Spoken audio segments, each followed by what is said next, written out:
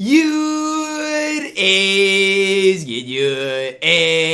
your boy Ty back here with another video, and in this video today, guys, we're going to be doing a top 10 list of the power forward position in NBA 2K24 MyTEAM. Now, briefly, I do gotta state, Kevin Durant, Carmelo Anthony, Brandon Ingram, those guys are not going to be on this list because they were on the small forward list. And guys like JxmyHighroller, I don't really love at that power forward position. He'll probably be on the center list, but there probably will be some similarities between the power forward and center list, just because, I mean, it's impossible to really separate those into two separate things. So just know, yes, there will be some guys on the power forward list that are on the center list, but still I have to make a center list separately because guys like Shaq, Will, and those type of guys. Without further ado, let's start off at number 10 with Amethyst, the perfect build, Blake Griffin. Now, Blake at the power forward position is different than a lot of the other people on this list, whereas his offense, I feel like, is absolutely elite, but his defense leaves a lot to be desired. I mean, if you look at Blake's defense, you're like, Ty, what? How is this card even in the top 10? Bad interior, horrible perimeter, but he can rebound the ball decent, has good speed of ball. I mean, he's just a weird type of player. And that's the best way I can phrase it with Blake Griffin. I don't want to say he's bad. Defensively, he's bad. But I do think his offense and his speed makes up for a lot of the downsides. For me, Blake Griffin, I think, belongs at number 10 on this list. At my number 9, Amethyst, Lauri Markkanen, and I know a lot of people are like, oh, Ty, he's not even better than the Ruby. Man, look, I'm going to say it as simply as possible.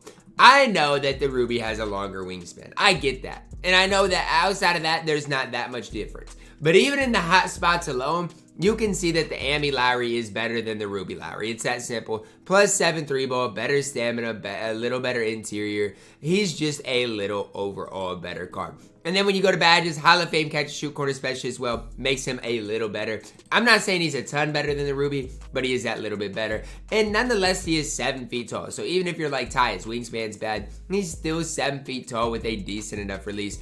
In my opinion, Lauri Markkanen good enough to come in here at my number 9. At my number 8 is a card I personally am running right now in my No Money Spent Squad series. That is Paolo Banchero, 6'10", 7-foot wingspan, 75 3-ball, 80 speed. Defensively, he's not that bad. And I know you guys are probably like, hey, Ty, his defensive stats are horrible. Well, he's 6'10" with a wide player model with some decent defensive badges. And honestly, I don't mind Banchero's release at all either. So he can do a little bit of everything, kind of somewhat similar to Blake Griffin. I think for Banchero, though, he is going to be better defensively than a guy like Blake Griffin. I've ran him on my No Money Spent Squad series, and he's just held it down for me. He got me that occasional stop. Offensively, knocked down open shots. I've just really liked what I've overall seen from Paolo Banchero on my No Money Spent Squad series. That's why he's all the way up here at number 8. You guys might not want him this high, but I've had a lot of success with the card. At my number 7, Amethyst, Bam Adebayo. And it's crazy that we're this deep into my team, and Bam is still representative in this top 10. But he is solid. And then you guys might start by saying, well, Ty, he's only got that 65 3-ball. How is he good? How are you making the case that he is, really solid? Well, yeah, he's got a 65 3-ball, but he also can get a lot of badges, including catch and shoot, and his release is really solid. Also, defensively, 88 interior, decent enough defensive rebounder with pretty solid defensive badges. I just think as a full picture power forward, he can switch on the guards. He can switch on the centers. He's just very versatile on that defensive end of the court, similar to in real life. And offensively, as long as he knocks down shots for me, that's all I can ask. Bam, at number 7.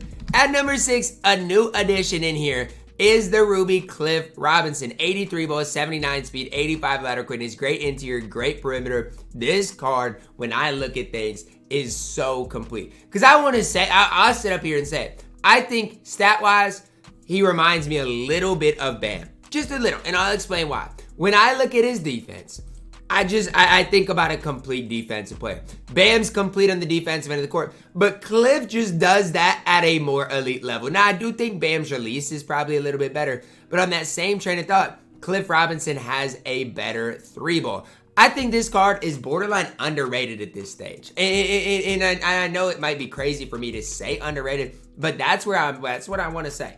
If you get Cliff Robinson, he should 110% be playing for you because he is just so complete on both ends of the court. I don't necessarily like the Şengün base, I'll be the first to tell you, but outside of that, everything else Cliff Robinson is going to do at a really high level. Now to our top 5, starting with number 5, Anthony Davis. Now you can make the argument that Cliff Robinson is better than Anthony Davis. Now the reason I don't is just strictly because of this.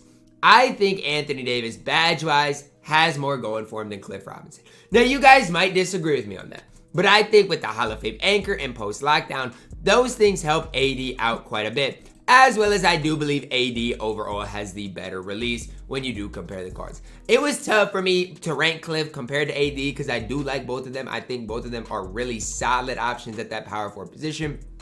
I just think AD is a better dribble style. I think a more consistent release. That's why AD is one step higher at number 5. At my number 4, Amethyst Jaren Jackson Jr. Why is Jaren ahead of AD, Ty? And I'm going to say it like this. Defensively, I like Jaren.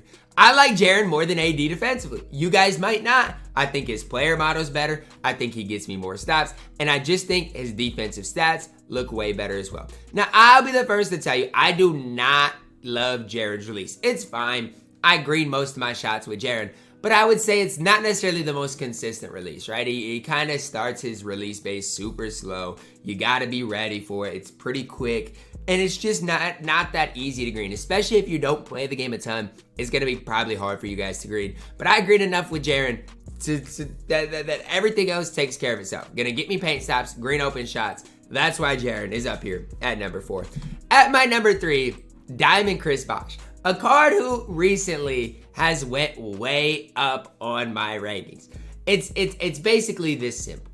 If you can green with Bosch, you're going to absolutely love this card. If you can't green with Bosch, you're going to struggle with this card. Bosch had a game last night for me in the MyTEAM tournament in which he greened 3 threes in a row. I think my lead was like 3, and then the next thing I knew I was up 8 or 9. Or 9 or 10. It was just absolutely ridiculous to watch Chris Bosch take over the game because, my opponent probably didn't think I would be able to green with him, and he greened back-to-back-to-back threes. Hall of Fame rebound chaser, catch and shoot Claymore. Again, I don't necessarily think his release is super easy to time and to green, but everything else on the court he does at a high level. Rebounds the ball well, shoots the ball well, even defends at a really high level as well. I just think from top to bottom, Chris Bosch is one of the most complete overall power forwards in my team. Coming in at my number 3. At my number 2, Diamond Chet Holmgren. As much as I don't think Chet is worth getting, is worth the lock-in, he is really solid. Now, the one thing I will say about it is, I matched a Chet yesterday, and my Shaq literally bullied him. Why? Because of this strength rating. So I think if you get Chet, he's better at the power forward position than center position. He'll probably be on my center list. Just know it's probably not going to be nearly as high as number 2 because of that strength rating. But he's got an 84 3-ball, good speed, really solid defensively. I can't sit here and say too many bad things about this card. He is going to do more good than bad for you guys. Good release, decent all the way around, especially Hall of Fame anchor, chasing artist post-lockdown at 7-1. I can't sit up here and disrespect that, man.